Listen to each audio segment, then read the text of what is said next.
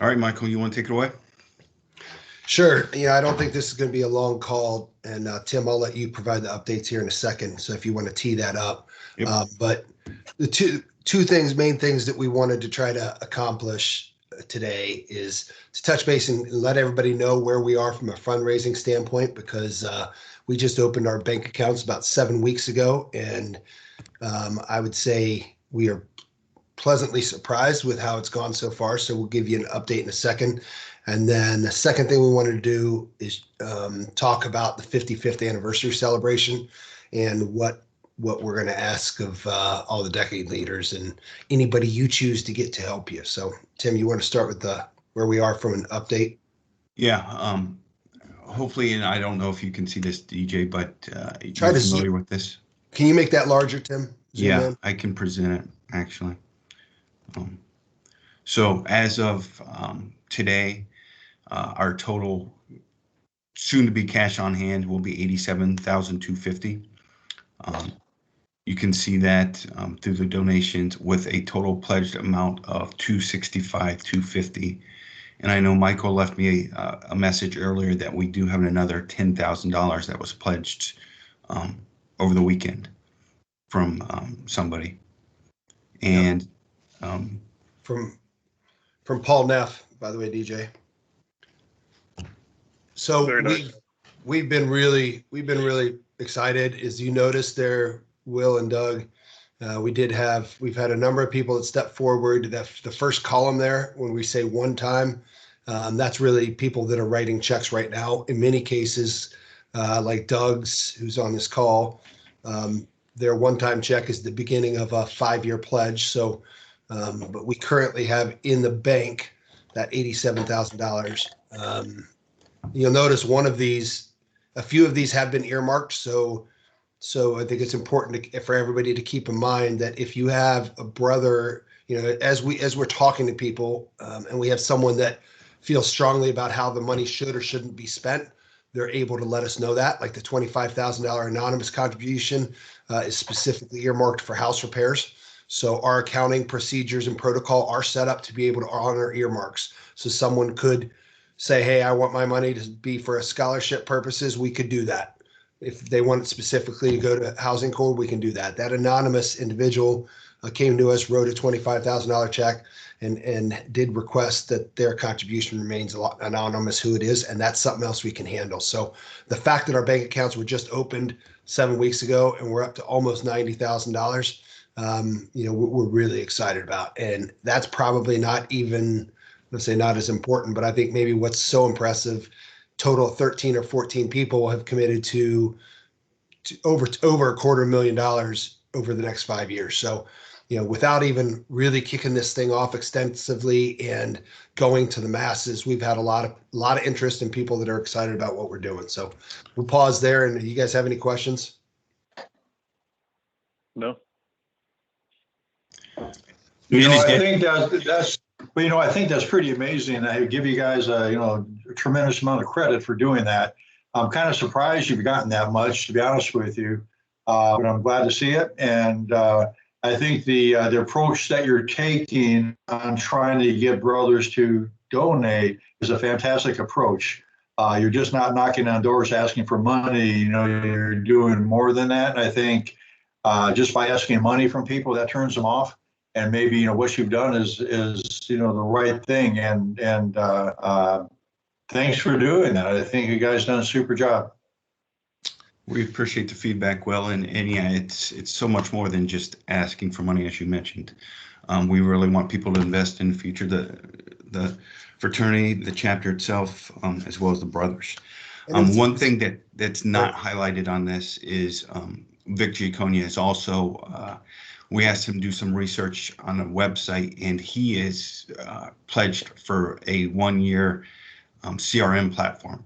So that will further enable us to even better track the donations, pledges, earmarks, and people have really real-time visibility to what's in the account, and our donations.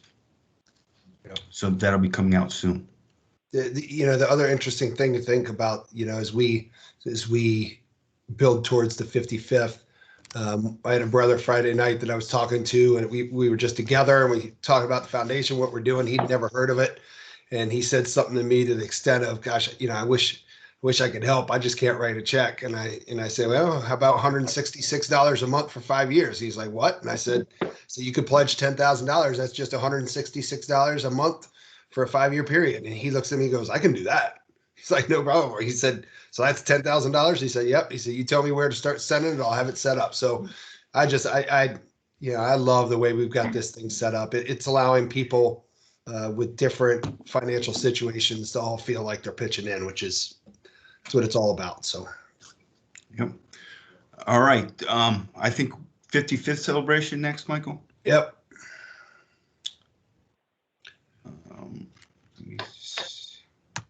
As Tim's pulling that up, I guess the what we've wanted our decade leaders, or what we're going to be what we're actually going to start calling foundation officers. What we wanted the officers to do is initially, as I think both of you know, identify about 5 targets that might be individuals that would be willing and have the financial means to try to get that number where we've got it now, that $90,000. And actually, as probably everybody knows, we're trying to get $150,000 by this summer. So we're over halfway there. Once our decade leaders have all helped us figure out, okay, who are our 5 that might be able to do that? Tim and I have been helping each decade leader then go figure out how to individually approach those 5. And that's the process we've been going through. This summer, we hope to we will start doing some training with each of the decade leaders so that the story that we have ends up being consistent when any of us are talking about it to other people. So everybody knows that telephone can game or whatever it is, where you pass one message and then someone else passes somebody else, someone else passes someone else, and by the time it goes 3 or 4 deep, it's a totally different message. We really have to guard against that. And because of that, this summer, we're going to be spending time with all of the decade leaders or foundation officers for all of us to try to really fine tune this story. And I think in that process, so stay tuned for more of that, but in that process, we may learn from each other. Tim and I may learn about things that we've been saying on these calls that we might not realize isn't the best, it's not coming across the best way. So we will be working together this summer to try to really craft our stories so that all the individuals that are involved with the foundation can go forward in the fall and really trying to gain support for this. In the meantime, in addition to learning the story, we're asking that, and this is going to be something that sounds like deja vu, because this time last year, we were talking to all the decade leaders about trying to go out and drive attendance to the 55th. Well, it's come full circle now. So we are relaunching the whole thing over again. We're going to have a 55th anniversary celebration in Kent on October 22nd. So that whole weekend. So we're going to start asking you guys and each of the people you pick for your team to try to spread out throughout your 5-year group and try to get as many people as we can to that October. So we're now at the point where, aside from you continuing to work with us on your 4 or 5, 6, larger target potential donors, that all we want people doing is not really even talking about the deck or the foundation, is really driving people towards the 55th. The night of the 55th is going to be very centered around the foundation. So a lot of the presentation is going to be unveiling this, talking about what it is and why, and obviously giving people the opportunity then to contribute and to help support it. So the 55th night is going to be a night about the chapter, but it's going to definitely specially be featured. The foundation is going to definitely be a focal point. So the more people we can drive to that night, I think the more success then we have from there on. We will also be publicizing this on the website, Zeta Lambda website. So there will be more detailed information as far as rooms, everything along those lines. As we get the agenda and set the agenda, we will be updating that website, the Zeta Lambda undergrad website.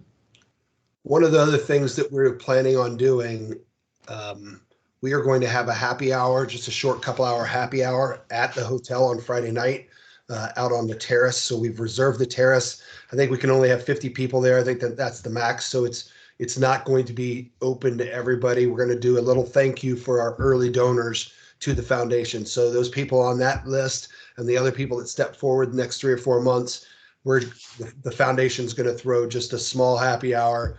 It's not going to be very long because everybody's going to want to get with the other brothers, but we'll probably do like a 4 to 6 o'clock for any of those early, as a thank you to the people that have kind of been early financial adopters to this. So we'll kind of have that Friday night, the whole celebration on Saturday night, and the more people we can get to that whole weekend, we think 80% of our work will be done after that weekend if we can get huge participation at the celebration. So the questions on the 55th. Hotel rooms can be reserved right now at the Kent State University Hotel. Tim, do you remember the code for that? I still believe it's SIG 55, but I'll confirm with Tom Ross.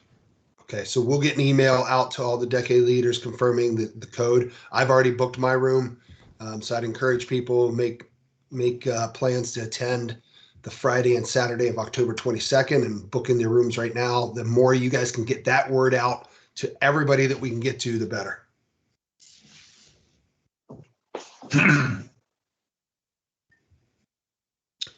There's no further questions. We don't have anything else, right, Tim? Yeah, we're good. Will, anything? Any No, questions? this is great. Thank you for doing this again, guys. Appreciate it. And as for the 55th, you're saying it's this October. It'll be on the 22nd, and I guess the 21st, 22nd, 23rd would be about a 3-day time period. If you want rooms for all 3 nights, that would be it. But well, two nights. You check arriving on the 21st. Yeah. Check in on Friday the 21st. Check out on Sunday the 23rd. So it's 2 nights in the hotel. Got it. And if people want to come in just for Saturday, that's when we are having the 55th celebration. So it'll be that evening of the 22nd. Okay.